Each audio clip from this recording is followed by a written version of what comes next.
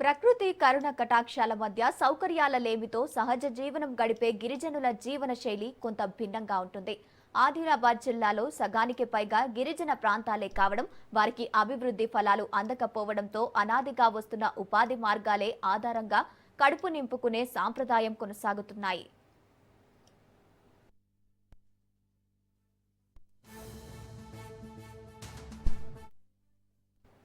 ఉమ్మడి ఆదిలాబాద్ జిల్లాలో గిరిజన సంక్షేమ ప్రాంతాల అభివృద్ధి కోసం 1972లోనే సమగ్ర గిరిజన అభివృద్ధి సంస్థను ప్రభుత్వం ప్రత్యేకంగా ఏర్పాటు చేసింది. దాదాపు 3.5 దశాబ్దాలు గడిచినా ఆశించిన అభివృద్ధి జరగని గిరిపల్లెల్లో ఇప్పటికీ పొట్టకూటి కోసం తిప్పలు తప్పడం లేదు. అడవుల్లో సీజన్ వారీగా లభించే బీడి ఆకు, తేనె పట్టు, ఇప్ప పువ్వు, ఇతర ఫలాలు సేకరించి నాగరిక ప్రపంచానికి అమ్ముకుంటూ బతుకు వెళ్లదీస్తుండటం అనాదిగా వస్తుంది. కాగా అడవుల్లో ఇప్ప పువ్వు సేకరణకు గిరిజనులు ప్రాధాన్యతనిస్తారు. విరిగా బూసిన ఇప్ప పువ్వును తెల్లవారుజామున వీచే చల్లటి గాలికి పండిన ఇప్ప పువ్వు రాలుతుంది. రాలిన పువ్వును సేకరణ కోసం గిరిజనులు అడవుల్లోకి వెళ్తారు.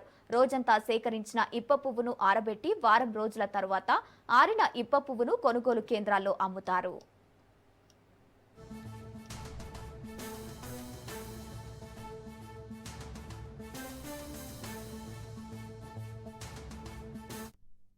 ఇప్ప పువ్వు గిరిగూడల్లోని మహిళా ఆరోగ్య రక్షణలో కీలకంగా మారింది. ఉమ్మడి ఆదిలాబాద్ జిల్లాలోని గిరిజనులను చాలా కాలం నుంచి రక్తహీనత వేధిస్తోంది. సాధారణంగా రక్తంలో హిమోగ్లోబిన్ 11% ఉండాలి. కానీ గిరిజన మహిళల్లో 7% కనిపిస్తోంది. ఫలితంగా తరచూ ఆరోగ్య సమస్యలు ఎదురవుతున్నాయి. ఇందుకోసం ఇప్పపు లడ్డు ఎంతగానో ఉపయోగపడుతోంది. జాతీయ పోషకాహార సంస్థ సూచనల మేరకు గతంలో ఆదిలాబాద్ జిల్లా కలెక్టర్గా పనిచేసిన దివ్యా దేవరాజన్ గిరిజన మహిళలకు ఇప్పపూల లడ్డులను అందేలా చూశారు. ఐటీడీఏ అధికారులు 25 లక్షల రూపాయలతో భీంబాయి ఆదివాసీ మహిళా సహకార సంఘంతో ఓ ఆహార కేంద్రాన్ని ఏర్పాటు చేయించారు.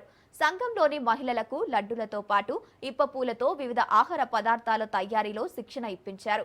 వీరు తయారు చేసిన లడ్డూలలో పోషక విలువలను తెలుసుకునేందుకు హైదరాబాద్లోని జాతీయ పోషకాహార సంస్థకు పంపారు. ఆ లడ్డూలలో నాణ్యతా ప్రమాణాలు శాస్త్రవేత్తలను అబ్బురపరిచాయి. ఆదివాసీల తయారు చేసిన ఇప్పపూల లడ్డులతో ఎన్నో పౌష్టిక పదార్థాలు ఉన్నట్లు గుర్తించారు. ఇప్పపూ లడ్డూలను అంగన్వాడీ కేంద్రాల ద్వారా రోజుకు 1 చొప్పున అందించడం వల్ల రక్తహీనతతో బాధపడుతున్న మహిళలకు హిమోగ్లోబిన్ శాతం పెరుగుతోందన్నారు.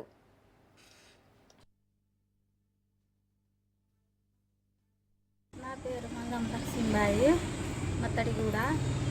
పొద్దున్నే 4కి లేచి జంగల్కి పోయి ఇప్ప పువ్వు ఏరుకొని వస్తాం. వచ్చి ఇక ఇప్ప పువ్వు ఏరుకొని వచ్చి ఇంటికి వచ్చి తానమునం చేసి అన్నం తిని మేము ఇటు లడ్డు చేసి వస్తాం. ఇక వస్తాయి. ఇక అర్ధ కుంటల దాకా ఏరితే 3,000 దాకా వస్తుంది. అప్పుడు ఏమీ పూటకు లేకుంటే ఇప్ప పువ్వుతోని దినం గడిపే వాళ్ళు ఉన్నారు.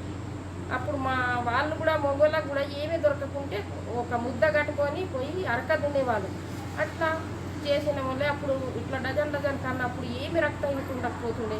అంటే ఇప్ప పువ్వుకున్న పోషకారాలు దేనికి లేవు, ఎందుకు వదిలిపెట్టాలి? ఒక ఆదివాసీ వాళ్ళకే ప్రతిమం కాకుండా అన్ని జాతులు తినచ్చు కదా. ఒక లడ్డు అంటే మార్కెట్కి వెళ్తుంది కదా.